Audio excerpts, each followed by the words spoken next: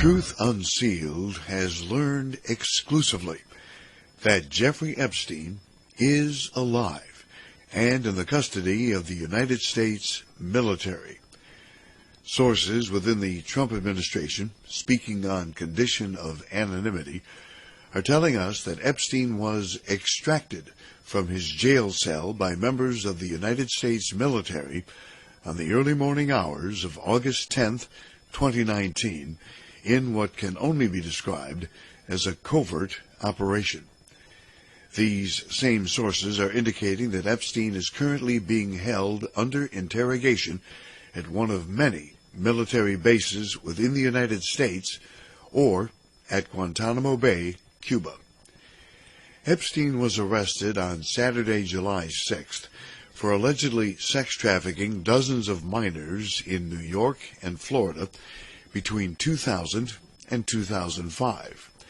He attempted to obtain a plea arrangement with authorities in which he would give up the names of powerful associates who have also participated in pedophilia and child sex trafficking in exchange for a 5-year maximum prison sentence. That plea arrangement, at the time, was denied.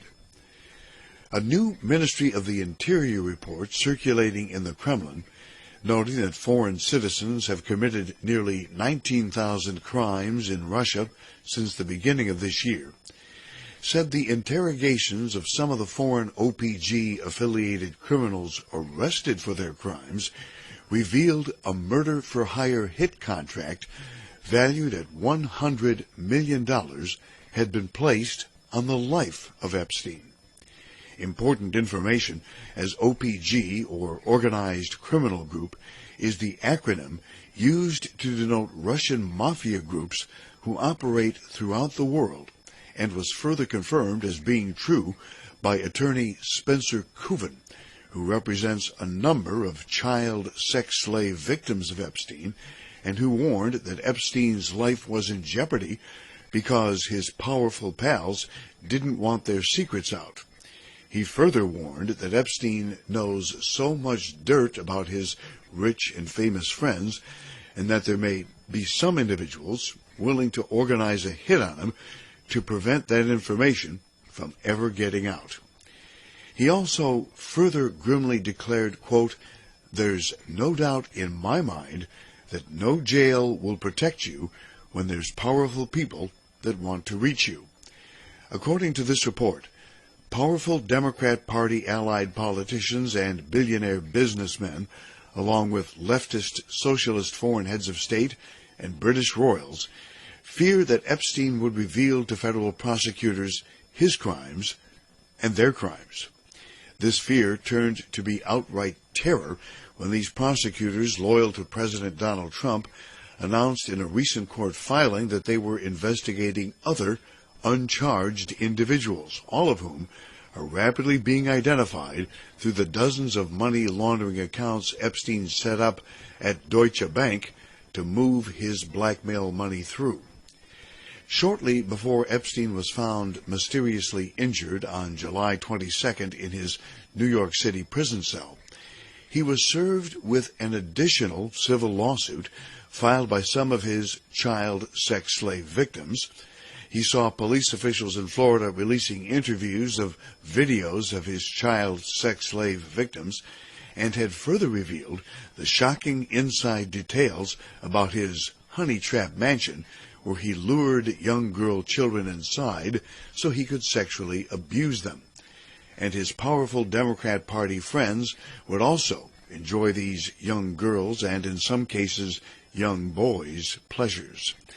Most interesting in this report's conclusion, the intelligence analysts noted that Trump-loyal federal prosecutors were targeting Epstein's Lolita Express pilots with subpoenas to corroborate new sex trafficking and pedophilia claims against him, who are expected to reveal how and why Epstein's private helicopter was using the same tail number as a U.S. military reconnaissance attack plane that was being used for covert operations in Colombia by the U.S. state-funded mercenary company DynCorp, as well as being used by Hillary Clinton's State Department and the CIA, thus meaning the likelihood of his being killed by OPG murder-for-hire contract hitmen was now being equaled by his death coming from operatives working for the corrupt Obama-Clinton regime who were gunning for him as well.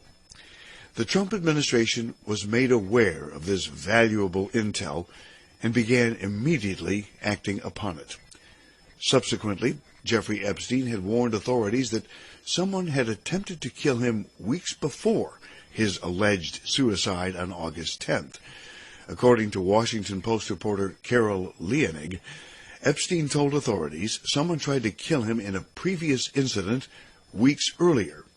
Epstein told prison guards and fellow inmates that he believed someone had tried to kill him.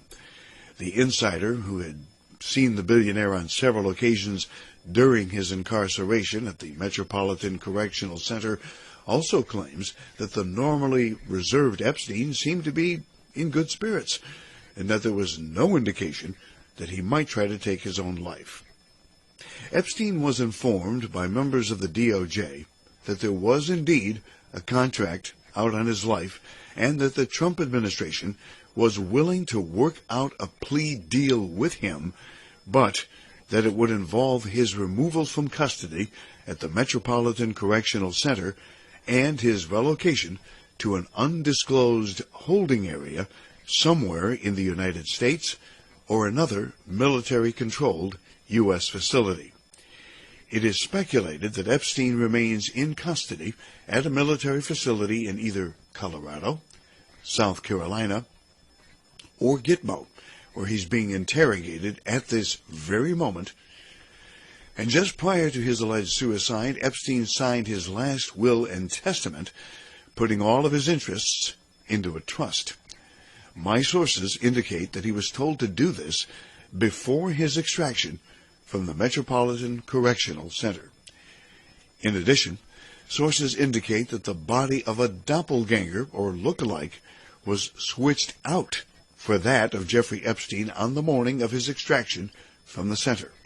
The photographs that have been widely circulated on the internet of Jeffrey Epstein after his alleged suicide are now actually believed to be that of the look-alike. Epstein is expected to give up valuable information on the powerful people who have participated in pedophilia and child sex trafficking within both the United States government and the military-industrial complex, as well as the business community and the entertainment industry.